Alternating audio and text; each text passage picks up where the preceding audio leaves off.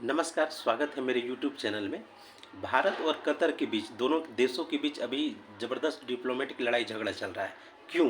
देखिए, क्रिया होती है तभी प्रतिक्रिया होती है, और प्रतिक्रिया के बाद क्रिया प्रतिक्रिया बढ़ते बढ़ते बढ़ते बहुत बड़ा बवाल हो जाता है। इसकी शुरुआत भारत ने की थी।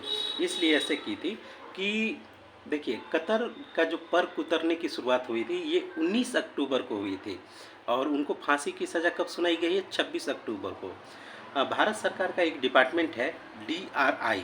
डीआरआई ने डायरेक्टरेट ऑफ रेवेन्यू इंटेलिजेंस ने 19 अक्टूबर को रेड मारा था। किस पे? जितने भी गल्फ एयरलाइंस हैं, गल्फ कंट्री से संबंधित जितने भी एयरलाइंस हैं, उन सभी पे रेड मारा था। ओमान एयर है, एयर अरेबिया है, एमिरेट्स जो दुबई का है, एतिहाद जो अबू धाबी का है, सऊदिया, कुवैत एयरवेज और कतर एयरवेज। तो इन सभी पे डीआरआई जो है रेवेन्यू डिपार्टमेंट की आपको इंटेलिजेंस यानी खुफिया विभाग है, तो इसने रेड मारा और इन सभी जो एयरलाइंस कंपनी है उस पर लगभग 57,000 करोड़ का 57,000 करोड़ का जीएसटी चार्ज लगा दिया, जो लगभग $8 बिलियन बैठता है। और इसमें सबसे ज़्यादा जो है कतर एयरवेज के ही है, ठीक ना। तो यहाँ कतर को देना था $8 बिलियन के आसपास, उससे देना था। अब यहाँ पे देखिए, इससे क्या है कि कतरी लोग परेशान हो गए कि हम कैसे इतना दें, कैसे इतना दें। तो इन्होंने 26 अक्टूबर को भारत के जो पूर्व जो नौसैनिक थे उनको ये फांसी की सज़ा, इन्होंने इसके मतलब क्रिया हुई भारत में, तो वहाँ प्रतिक्रिया हो गई, ये चीज़ है। अब यहाँ पे देखिएगा, ये कतर कुछ ज़्यादा इसमें नहीं कर पाने की संभावना है। तो 90% से ज़्यादा जो रकम है $8 बिलियन का, वो कतर तो चुकाना ही पड़ेगा। कुछ विमान अगर पैसा नहीं चुकाती है तो इनका विमान जब्त कर लिया जाएगा। अब यहाँ पे देखेंगे कि भारत में पहले बीबीसी भी जो था इसी तरह से आनाकानी कर रहा था, ढेर सारे डॉक्यूमेंट्री रिलीज़ करता था। तो बीबीसी पर 5,200 करोड़ का जो ड्यूज़ जो निकला, आखिर बीबीसी को उसे चुकाना पड़ा। तब संभल गए।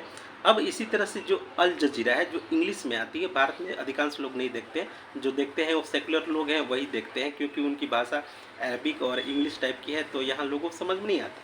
इनके भी पूरा जो डिटेल्स है, जितने भी ड्यूज़ हैं, ये निकाले जा रहे हैं और वो भी उनसे वसूला जाएगा। अब यहाँ पे भारत सरकार ने एक और चीज़ कहा है कि भारत जो है अब गैस दुबई से लेगा, और वेनेजुएला से पेट्रोलियम और गैस जो है ओल्ड खरीदने की तैयारी कर रहे हैं।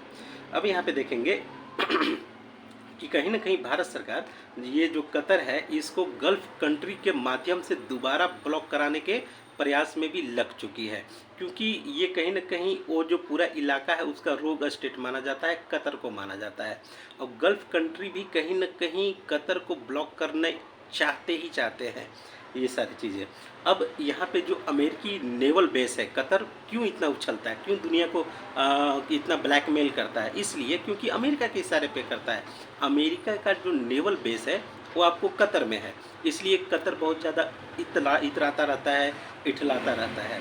तो कहीं ना कहीं अब भारत सरकार शिप को भारतीय नेवल के माध्यम से इसे ब्लॉक करने की भी तैयारी है। भाई, तुम्हारा जहाज़ जाएगा तो हिंद महासागर से ही जाएगा ना, अरब सागर से ही जाएगा। तो ये भी एक तैयारी हो रही है।